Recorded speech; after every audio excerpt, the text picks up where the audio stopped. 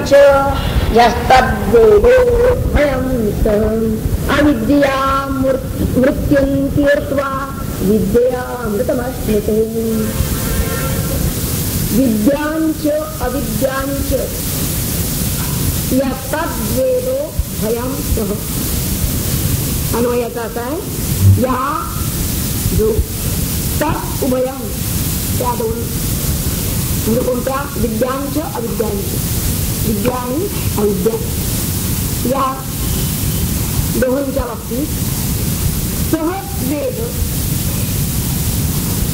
तो काय करतो आहे, म्हणजे त्यांना बरोबरच एकत्रित एकेच तिला नाही तर त्या दोहोंसह जो वेद जो खऱ्या अर्थाने जाणतो तो अविद्या मृत्यू तीर्थवा, अविद्येने मृत्यूला तरुण जाऊन पार करून, विद्येने कर्मानुष्ठानाने. विद्या अमृतमश्नुते, विद्येने अमृतत्वाला अश्नुते प्राप्त होतो, मिळवतो, पावतो. असा हा मंत्र.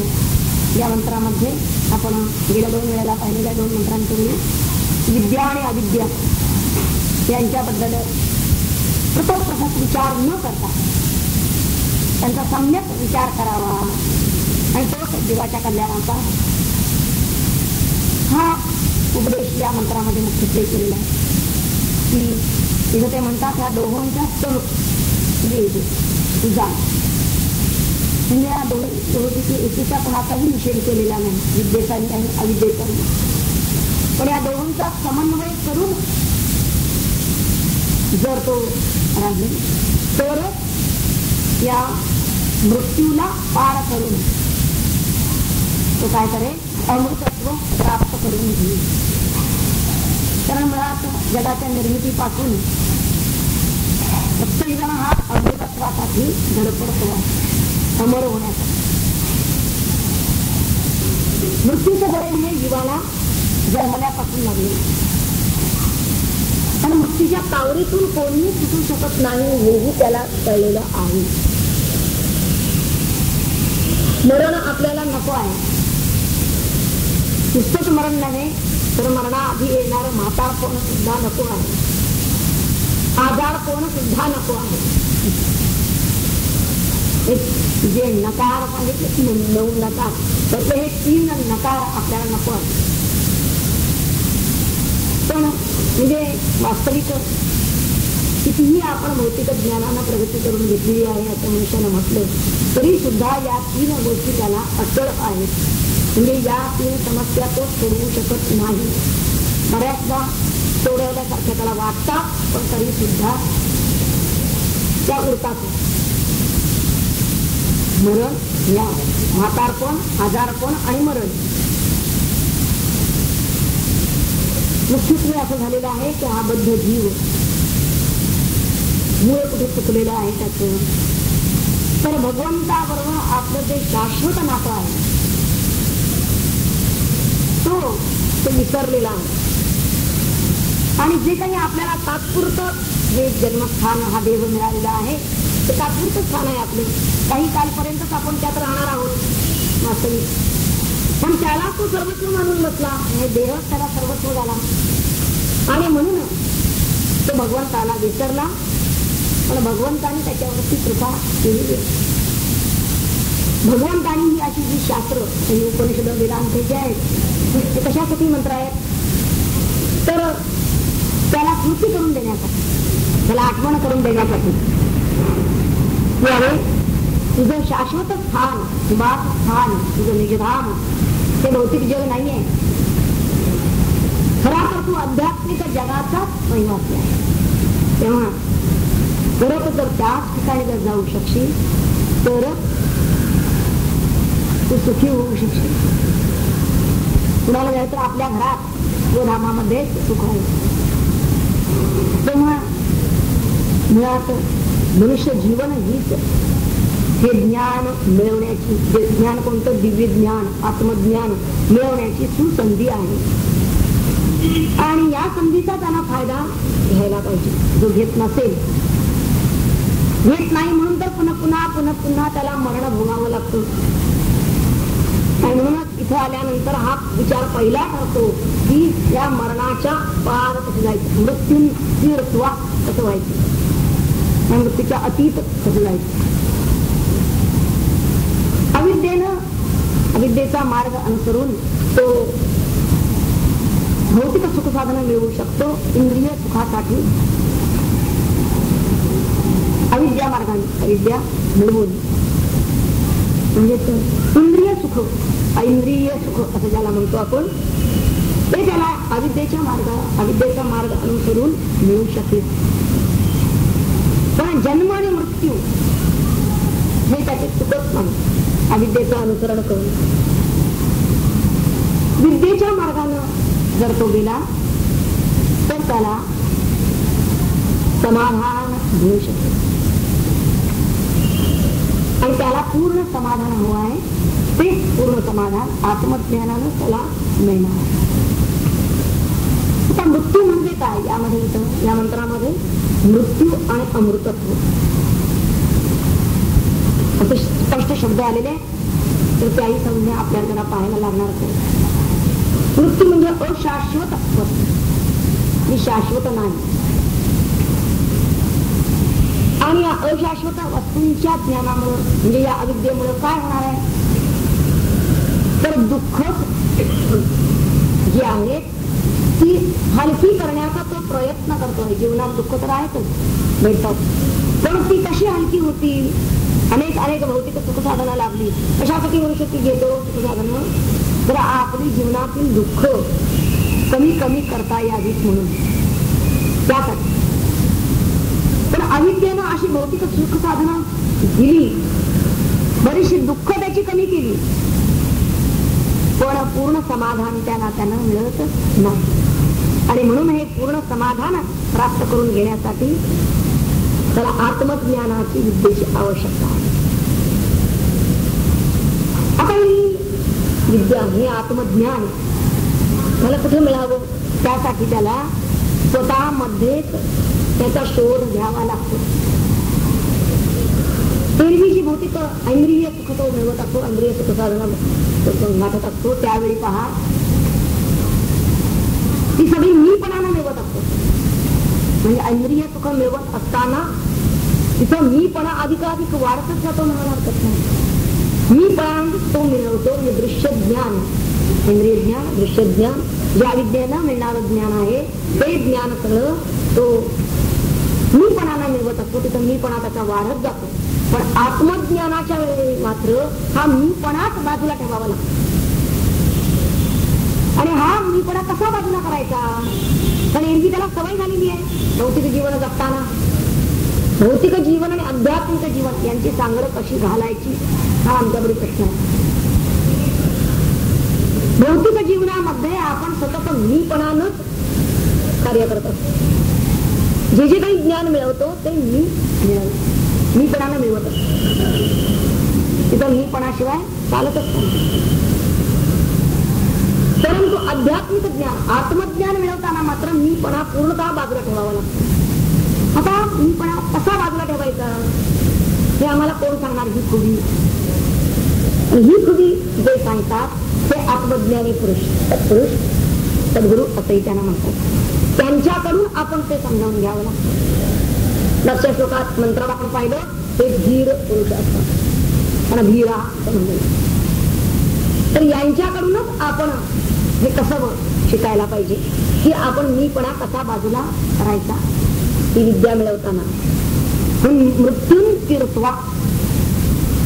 आता मृत्यू मरण कोणतं होतो आहे? मृत्यून तीर्थवा असं म्हणतो. ज्यावेळी आपण अत्यंतिक दुःखात असतो, दैन्यात असतो, दारिद्र्यात असतो, अज्ञानात असतो, त्यावेळी त्याला एका परीनं तो एरवी सुद्धा बोलता बोलता मनुष्य म्हणतो की तो नरक भोगतो.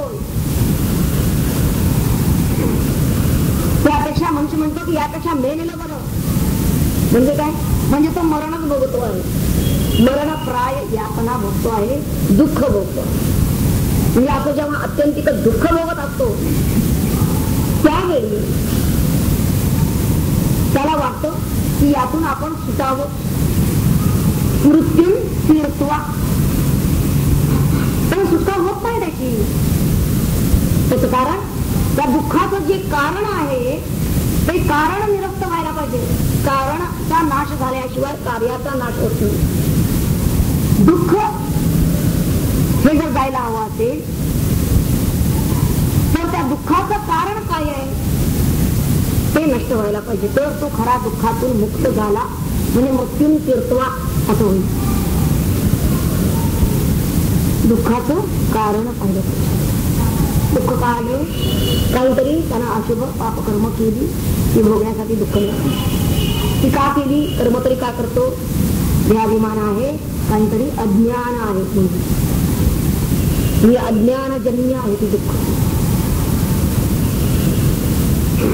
आता अमृतम अश्नुते असा एक पद इथं आलेला आहे मंत्रात. अमृतम अश्नुते, आनंदाचा त्याला लाभ झाला, आनंद भोगला. अश्नुते मोक्षाचं विविध स्वरूप आपण पाहिलेलं आहे. अत्यंतिक दुःख निवृत्ती आणि परमानंद प्राप्ती हे मोक्षाचं स्वरूप विविध आहे. निवारातलं उदाहरण द्यायचं तर रोग जाणे आणि आरोग्य प्राप्त होणे म्हणजे शक्ती आहे. एखाद्याला ज्वर आहे तर ज्वर जाणे आणि ज्वर आला की लगेच, ताप आला की लगेच त्याला त्याची ताकद जाते. तो म्हणतो की मला अगदी उठवत नाही, बसवत नाही. पण ही जी गेलेली शक्ती आहे ती पुन्हा त्याला येणं म्हणजे ताप उतरला तेवढ्याने वागत नाही, तर पुन्हा जी रोगप्रतिकारक शक्ती पूर्ववत त्याची असणं, रोगाशी सामना देऊन नंतर पुन्हा ती शक्ती त्याला प्राप्त होणं, तरच तो त्यावेळी आता मला बरं वाटतंय असं म्हणतो. हे त्याचं बरं वाटणं केव्हा आहे? नुसता ताप उतरला तो म्हणणार नाही. थोडी जेव्हा त्याला ताकद येईल त्याच वेळी ते म्हणणार. त्याच प्रकारे मृत्यून तीर्थवा हा जो भाग आहे,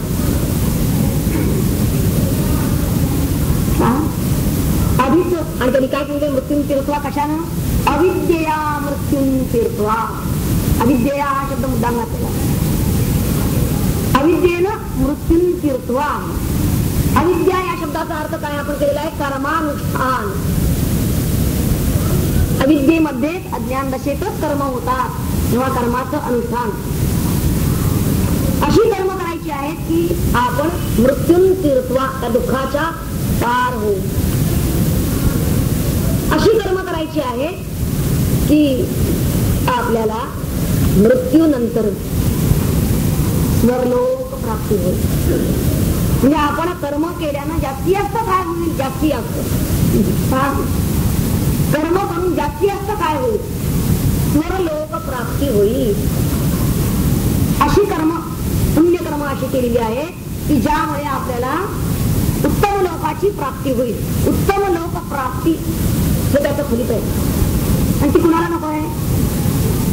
मृत्यूनंतर त्याला उत्तम लोक प्राप्ती हवी आहे. तेव्हा ज्याला उत्तम लोक प्राप्ती हवी आहे त्यानं ही उत्तम कर्म करायला पाहिजे, पुण्य कर्म करायला पाहिजे. पण ज्याचं ध्येय एवढं सीमित नाही, कारण काय पुण्याची पावटी सरे मागवते येणे घडे. पुण्य संपलं पुन्हा त्याला मरते लोकावर यायला पाहिजे. आणि म्हणून असं अमृतत्व, असं अमरपण त्याला हवं आहे. मग ते कशाने मिळेल? अविद्यया अमृतम, विद्यया अमृतम अश्नुते. अश्नुते विद्यया अमृतम अश्नुते. विद्येनं त्याला हे अमृतत्व प्राप्त होईल. आणि अमृतत्व प्राप्त होणं म्हणजे काय? तर कैवल्य प्राप्ती होईल. अमृतत्व, अमरता. आता पुन्हा त्याला जन्माला यावं लागत नाही, म्हणून पुन्हा मरण नाही. मी मरणारा या भावनेचंच उच्चाटन झालेलं आहे. ह्याला खरं अमृतत्व म्हणजे. कारण मेल्यानंतर पुन्हा आम्ही जन्माला येणार की नाही येणार हे आम्हाला असणार. यासाठी खरं अमृतत्व कोणतं? तर मी मरणारा ही जी सतत त्याला जी भय आहे, भीती आहे, या भीतीचा पूर्ण नाश जर झालेला असेल, या भयापासून तो पूर्ण मुक्त झाला असेल तर तो खरा मुक्त. मी मरणारा नव्हे. कारण का? कारण मी अजन्म आहे. मी जन्मलेला नव्हे. मी अजयी नाही म्हणून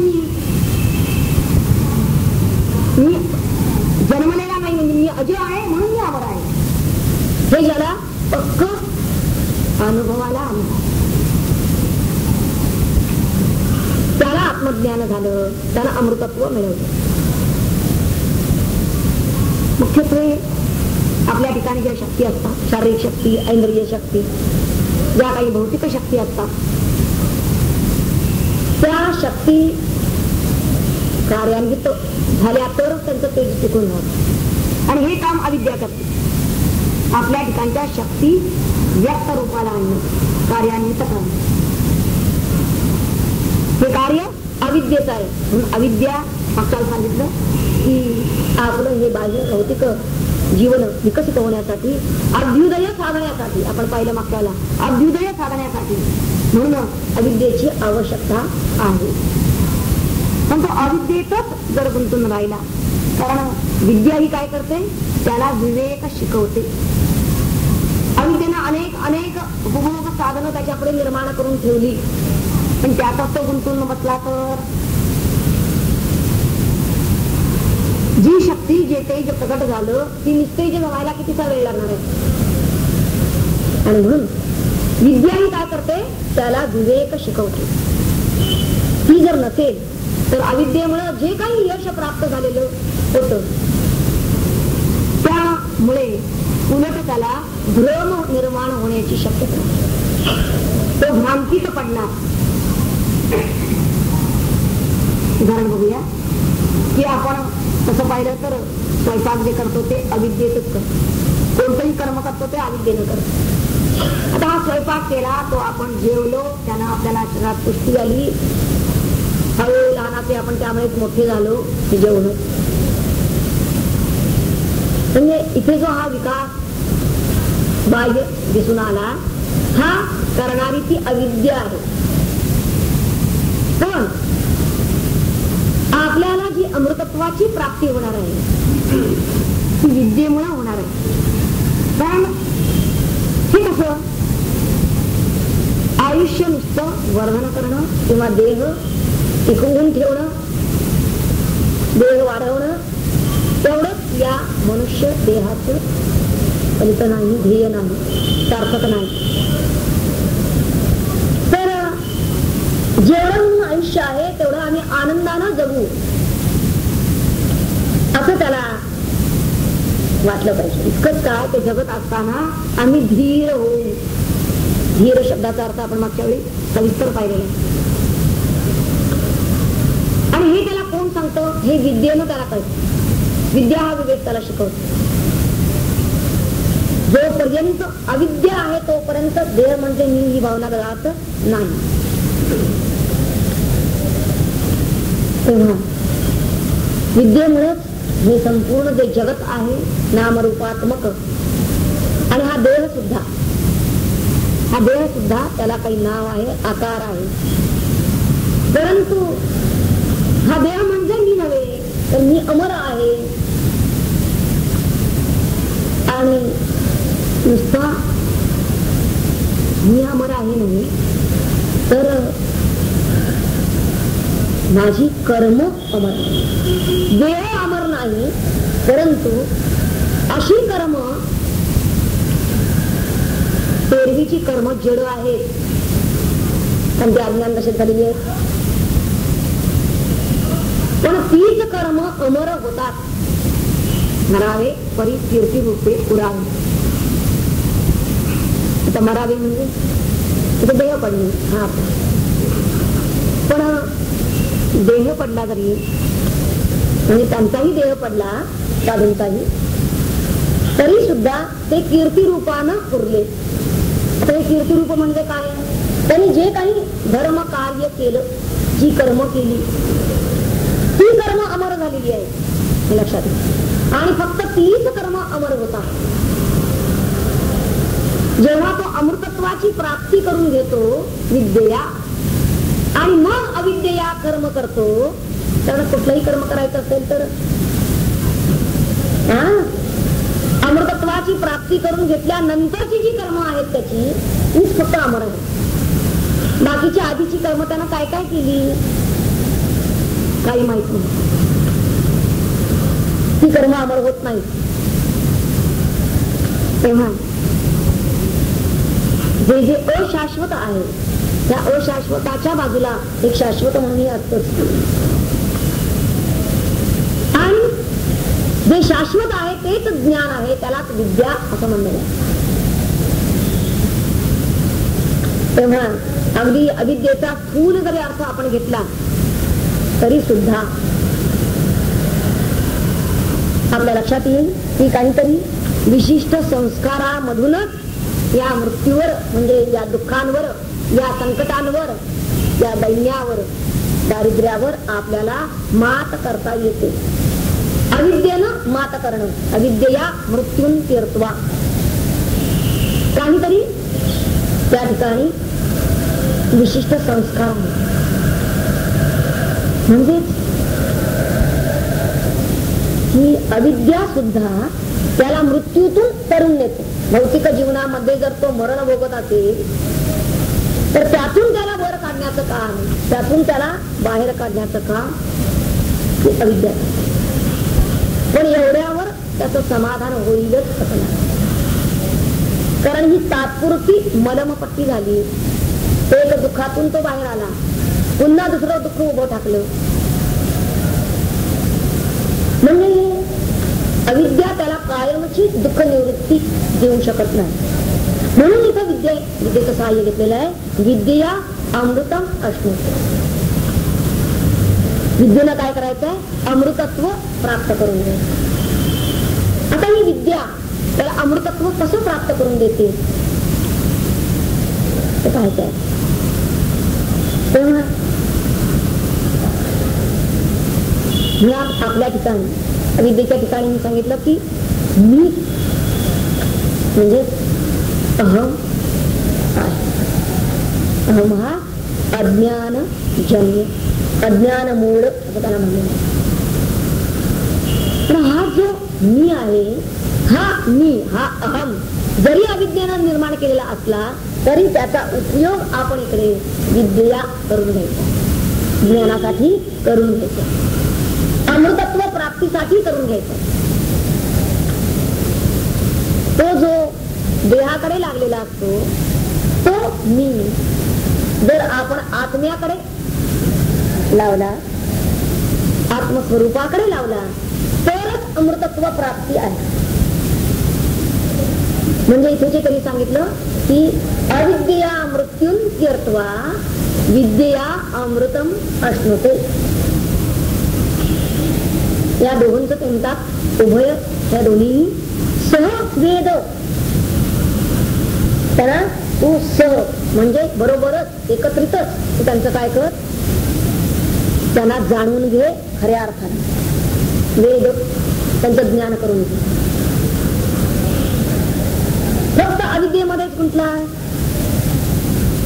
तर फक्त बाह्य जीवनच समृद्ध होत, समाधान मिळणार.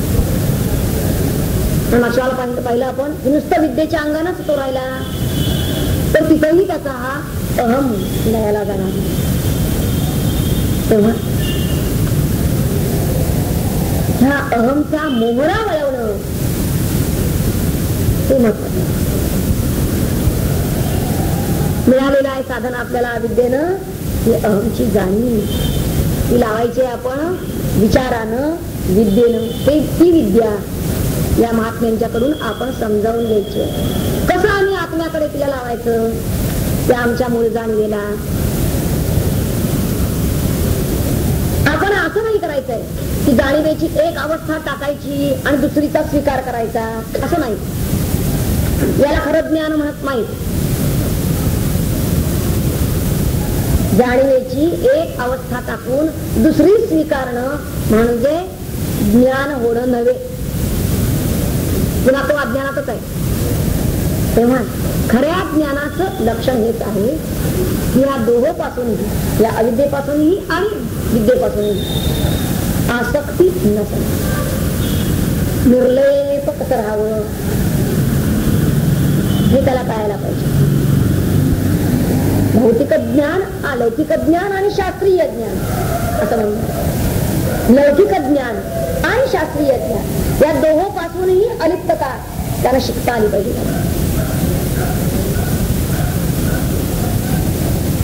आणि असं ज्ञान जाणार, असे ज्ञान जाणणारे तेच धीर आहेत, तेच संत सद्गुरू असतात.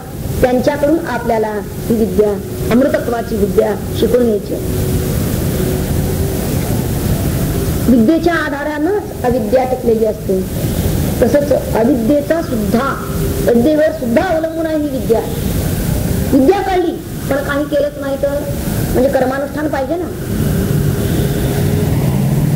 जे काही आपल्याला ज्ञान त्यांनी शब्दांनी सांगितलेलं आहे ते ज्ञान प्रत्यक्षात, त्याला आपण प्रॅक्टिकल म्हणतो, कार्यान्वित होणं, क्रियायोग साधन. तो जर साधला नाही तर ते ज्ञान आम्हाला अनुभवाला कसं येणार? आणि अनुभवाला येणं याचा अर्थच अमृतत्व मिळवणं. ज्ञान अनुभवाला येणं याचा अर्थ ज्ञानरूप होणे. अमृतत्व याचा अर्थच ज्ञानरूप. तेव्हा या दोघांपैकी एकीचा विलय जर केला तर दुसरी सुद्धा नष्ट होत असते. म्हणून तसं करायचंच नाही आहे आपल्याला. यांचा नाश करा, त्यांचा नाश करा असं सांगितलेलं असतं, तर त्यांचा समन्वय करायला सांगितलेला आहे की सहवेद त्या उभय, त्या दोघांच्या बाबतीमध्ये आपण पाहिलं की अविद्या त्यामध्ये अनेकता आहे आणि विद्येमध्ये एकता आहे. एकतेची अनुभूती विद्या देते आणि एकतेची अनुभूती देते याचा अर्थच अनेकतेत एकता दाखवते. या अनेकता असल्याशिवाय एकता दाखवेल का? म्हणजे तिच्या अंतर्यामी अनेकता आहे. अनुभूती आली. हे कसं कळलं? जेव्हा ती अनेकता एकतेत कार्यान्वित होते, अनेक गोष्टींमध्ये तो एकता पाहायला लागतो, त्याच वेळी लक्षात घ्यावं की विद्या अमृतम अश्नुते. आता एकता आणि अनेकता यांचा विचार आपण मागे विद्या आणि अविद्येचा विचार करताना खूप केलेला आहे. मग आज त्यांचा विचार अधिक स्पष्ट न करता एवढंच लक्षात घेऊ की एकता याचा एक अर्थ आहे अमृतत्व आणि मृत्यू याचा अर्थ आहे अनेकता.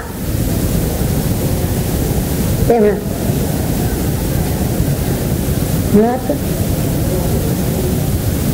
ह्या एकतेला आपण विसरलेलो असतो म्हणून अविद्येत असतो. अविद्येत असतो याचं कारण ते बघा, म्हणलं तसं विस्मृती, आत्मविस्मृती. आणि जेव्हा ह्या एकतेची त्याला जाणीव होते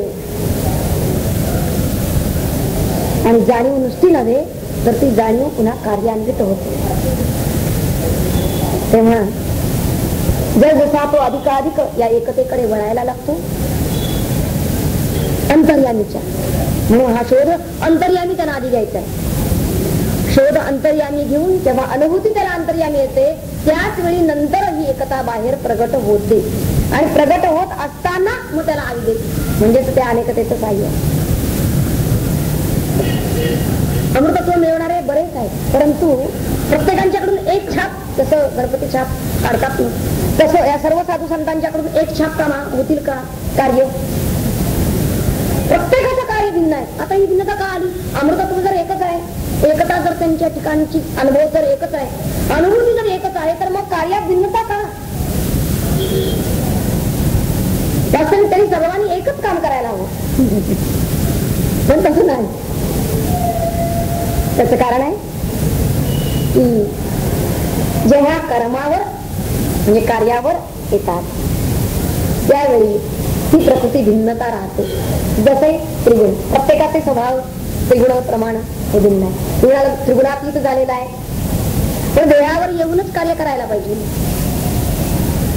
देहावर येऊन, आणि म्हणून जे सदैव आत्मानुसंधानामध्ये आहेत, आत्माकार वृत्तीतच रमलेले आहेत सदैव, कधी देहावर यायलाच तयार नाही. ते कर्मावर येतात का? कोणतं कर्म करतात? ते भानावर सुद्धा देवभानावर. आणि म्हणून थोडं का असं ना, आणि म्हणून ही कर्मच फक्त अमर होतात असं का म्हणलं? कारण ही जग विश्व कल्याणासाठी झालेली असतात, जीवांच्या उद्धारासाठी झालेली असतात, परोपकारासाठी झालेली असतात. पण त्यांच्या मध्ये, त्या कर्मांमध्ये ही भिन्नता राहते. जसा ज्याचा स्वभाव प्रकृती त्यानुसार ती कर्म घडत राहतात. मीपणानं होत नसतात. तिथं देहाभिमान अजिबात नाही, परमात्म्याचं कार्य म्हणून होत असतात. पण जरी झाली तरी सुद्धा तिथं भिन्नत्व हे राहणारच. मुख्यत्वे मृत्यू म्हणजे काय? खरं तर हा मीपणा आपण जे आपल्याला मर्यादित करतो मीपणानं, याला तर मृत्यू म्हणायला पाहिजे. मी म्हणजे काय? म्हणजे मी 3.5 हात देह. तेवढा आपल्या देहापुरतं जर आपण स्वतःला सीमित समजत असू तर ही आपली भावना, देह भावना फक्त, म्हणजे हा देहाभिमान, यालाच मृत्यू असं म्हणाल. आणि अशी भावना जोपर्यंत आपली आहे तोपर्यंत आपण मरणारेच आहोत. मृत्यू आपला पाठ सोडणार नाही. परंतु ही कक्षा आपण जर उल्लंघन करायचे असेल तर विद्येची आवश्यकता आहे. वास्तविक आपण त्या परमात्म्यापासून विभक्त झालेलो आहोत. म्हणूनच तर या वास्तविक आत्मा कसा आहे? अमर आहे. तर आपण आपल्याला वेगळं समजतो त्याच्यापासून, आणि म्हणून हे मृत्यू हा त्याला भोगावा लागतो. वास्तविक तो असतो देहाला, त्या जडाला, पण हा स्वतःला समजतो. त्याचं कारण ते आहे की हा आपल्या अमरत्वापासून वेगळा झाला, वेगळा समजला झाला. म्हणजे प्रत्यक्षात तो तसा नसतो, पण तो फक्त समजतो. मूळ आपल्या अमर अशा पदापासून तो स्वतःला विभक्त समजतो, मर्यादित समजतो, अमर्याद असताना. आणि म्हणून ह्याच भावनेमुळे, म्हणजे मृत्यू आणि अमृतत्व यामध्ये कोणत्या भावना आहे? मृत्यूमध्ये देहाभिमानाची, मीपणाची भावना आहे, मर्यादितता, सीमिततेची भावना आहे. आणि अमरत्वामध्ये ही अपार अमर्याद आणि भगवत भावना, आत्मभावना आहे. आणि ही आत्मभावना जेव्हा त्याची स्थिर होते त्याच वेळी तो अमृतत्व त्यानं प्राप्त केलं. आणि म्हणून हे अमृतत्व विद्येया मिळेल त्याला. सदैव त्यानं हा जर अंतर्यामी अभ्यास केलेला असेल, विद्येया हीच विद्या असं म्हणलेलं आहे. शास्त्रात दिलेली आहे, पण शास्त्राचा अनुभव त्यानं घेणं, हे अमृतत्वाचं तत्वज्ञान सदैव त्यानं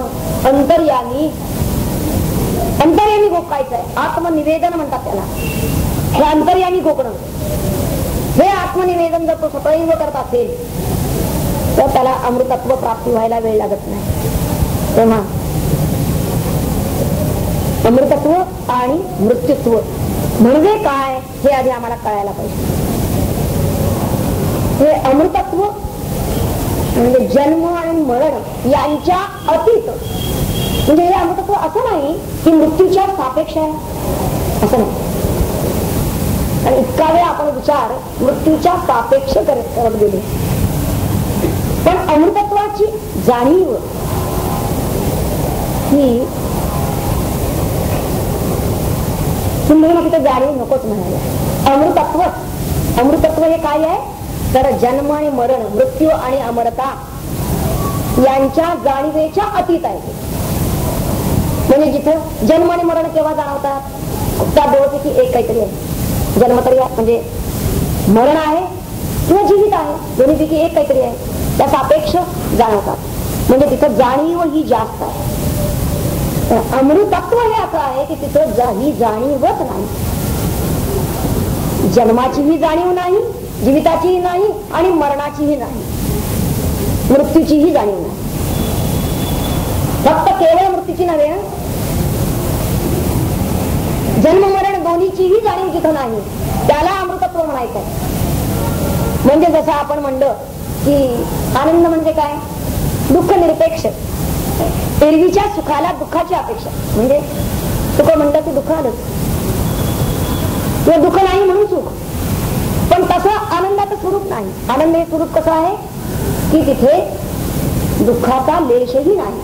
तसं अमृतत्व म्हणजे कसं की जिथं मृत्यूचा लेशही नाही, मृत्यू नावाला सुद्धा नाही. का? कारण जन्म नावाला सुद्धा नाही. म्हणून जन्म मरण या दोनही जाणीवा जिथं अजिबात पुसल्या जातात त्याला अमृतत्व असं म्हणायचं. आणि हा टप्पा गाठायचा आहे त्यानं.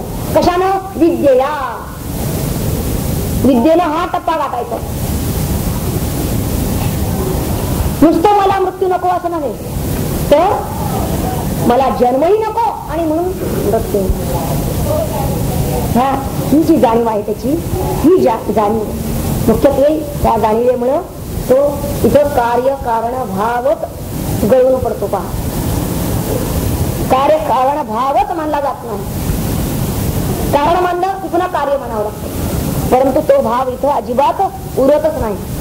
आणि म्हणून ही जी जाणीव आहे या जाणीवेला सच्चिदानंद स्वरूप असं म्हणलेलं आहे. अमृतत्व असं तिथं म्हणलेलं आहे. अमर जाणीव असं आपण त्याला म्हणू शकतो. पण त्याचं शब्दात वर्णन करताना अमृतत्व असाच शब्द जास्त मार्मिक, कारण तत्व हा शब्द घातलेला आहे. अमरता, आणि अशी अमरता म्हणजेच सच्चिदानंद स्वरूप, आत्मस्वरूप. तेव्हा खरं तर आत्मा जो आहे, आपण इथं जे इहलोकात येतो आपला हेतू काय आहे? त्या आत्म्याचा हेतू असं नाही की विश्वामध्ये आपण अमरत्व मिळवायचं म्हणून तो आलेला आहे का? आत्मा हा अमरच आहे. आणि काय मिळवायचं आहे त्याला? प्राप्ताची कसली प्राप्ती करून घ्यायची आहे? पण हे जे नित्य प्राप्त असं अमृतत्व आहे ते आपल्याला भोगता आलं पाहिजे. आता आपण शेवटच्या शब्दाकडे चाललो आहोत. अश्नुते हा शब्द अत्यंत मार्मिक आहे. अमृतत्व भोगण्यासाठी म्हणून आम्ही देव घेऊन आलो आहोत आणि ही लीला खेळतो आहोत, भगवंताच्या इच्छेने खेळतो आहोत. आम्ही मूळचे अमरच आहोत, अमृतत्व, कारण आम्ही आत्मरूप आहोत. आम्ही जर आत्मा आहोत तर आम्ही अमरच आहोत. मग इथे कशासाठी आलो आहोत देव घेऊन? भगवंताच्या लीलेमध्ये सहभागी झालो आहोत आणि ते देहानं भोगता यावं अमृतत्व म्हणून आलो आहोत. त्या मनुष्य देहामध्ये ते फक्त भोगता येतं, इतर कोणत्याही देहात ते भोगता येत नाही. तेव्हा असं स्वयंभू आणि निरुपाधिक असं हे आमचं अमरपण आम्ही जन्म घेऊन भोगायला आलो आहोत त्या मानव देहामध्ये. तर ते मानव देह असे पर्यंतच भोगायला मिळणार आहे हे त्याचं महत्व लक्षात घेऊन या मंत्राचा निर्देश त्यासाठी आहे. ते आपल्याला विद्येनं भोगता येईल अमृतत्व.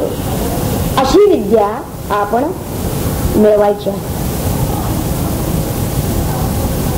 ईश्वराचं हे कार्य आहे की तो त्या विश्वामध्ये असे जे कोणी अमृतत्व मिळवणारे आहेत त्यांनी इतरांना अमृतत्व मिळवण्यासाठी सहाय्य करावं ही भगवंताची इच्छा आहे. आणि म्हणून त्याच्यामध्ये आपणही सामील व्हायचं. म्हणून म्हणलं की या अमृतत्व मिळवणाऱ्या संतांची कार्य जी असतात नंतरची ती अमर होतात, कीर्ती रूपानं तेच राहतात. तेव्हा आपण या देह जरी जड असला तरी या जड देहात राहून सुद्धा हे असं अमर कार्य करू शकतो. आणि तो पुरुषार्थ आम्ही करावा यासाठी हा मंत्र आम्हाला निर्देश करतो आहे. की अविद्यया मृत्युंत्यर्थवा. आधी आपण आपलं दैन्य दुःख हे दूर करून घ्यायचंय. ते जर असेल तर पुढचं कसं अमृतत्वाकडे वळणार तो विचार करायला आधी त्याचं पूर्वीचं जीवन जे आहे ते निरामय आणि अमय म्हणजे रोग आणि स्वस्थ पाहिजे. काही जण म्हणतात की भुकेल्या पोटी परमार्थाच्या गोष्टी होऊ शकत नाही. तेव्हा अत्यंतिक दुःख दारिद्र्यामध्ये रोगाला पिडलेल्या शरीरामध्ये मनुष्य हा विचार, हा आत्मविचार कसा करू शकणार, असं जे विचारत असतील त्यांच्यासाठी सांगितलंय की अविद्यया मृत्यून तीर्थवा. तुम्ही या अशा प्रकारच्या या मरण यातनातून सुटायचं असेल तर तुम्ही आधी आपलं भौतिक जीवन सुख समृद्ध करून घ्या, निरामय देह प्राप्त करून घ्या. त्यासाठी मग तुम्हाला कुठल्या हेल्थ क्लबला जायचं ते जा, कुठली अर्थप्राप्ती धर्माधिष्ठित करून घ्यायची आहे ती घ्या. परंतु यातून तीर्थवा झाल्यानंतर मग मात्र काय कराल, पुन्हा दुसऱ्या मृत्यूच्या खड्ड्यामध्ये त्या इंद्रिय उपभोगांच्या खड्ड्यात पडू नका. तर काय करा, अमृतत्व अस्मित. आणि ते अमृतत्व प्राप्त करण्यासाठी म्हणून विद्या, या विद्येचा निश्चितपणे आधार घ्या, या आत्मविद्येचा, की ज्या विद्येनं आपण आपला शोध घेऊ आणि आपला शोध घेऊन त्यानं एकदा का त्याला पत्ता लागला आपल्या स्वरूपाचा तर ते स्वरूपच होण्यासाठी तिथं त्यानं पुन्हा कर्मावर यायचं. आणि म्हणून नुसतं ज्ञान म्हणजे शब्दज्ञान आणि कर्म यांची सांगड त्यानं जर समन्वय जर केलेला असेल तरच तो हा अनुभव घेऊ शकणार आहे, ही अनुभूती घेऊ शकणार आहे. नुसता विचार करत बसला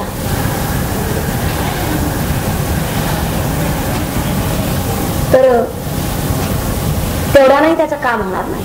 आणि एवढ्यासाठी म्हणून त्यांनी सांगितलेलं आहे की विचार मार्गाने जाताना सुद्धा त्यानं कार्यरत सदैव दक्ष सावध कार्यक्षम राहिलं पाहिजे. जडता येण्याची शक्यता आहे, भ्रांतीत पुन्हा तो जाण्याची शक्यता आहे. आणि म्हणून तसं होऊ नये, कोणत्याही प्रकारे त्या अहंकाराच्या वेटाळात त्यानं जाऊ नये. एवढ्यासाठी विद्या असं जरी असलं तरी सुद्धा तिथे मार्गदर्शक त्याला हवा आहे. आणि हा आत्मज्ञानीच त्याचा मार्गदर्शक आहे. त्याच्याच जिडात त्यानं हा अमृतत्वाची वाटचाल करायची. विद्या आणि अविद्या यांचा समन्वय त्यानं जो करायचा आहे. वास्तविक हे दोन प्रकाश आहेत. तेव्हा विज्ञान आणि ज्ञान असं यांना म्हणलेलं आहे, किंवा विद्या आणि अविद्या.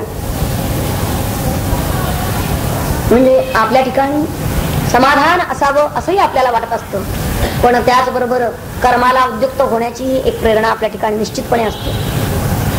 स्वस्थ बसावं असं जसं वाटतं तसं काहीतरी करावं असंही वाटतं. ह्या दोनही प्रेरणा ज्या आहेत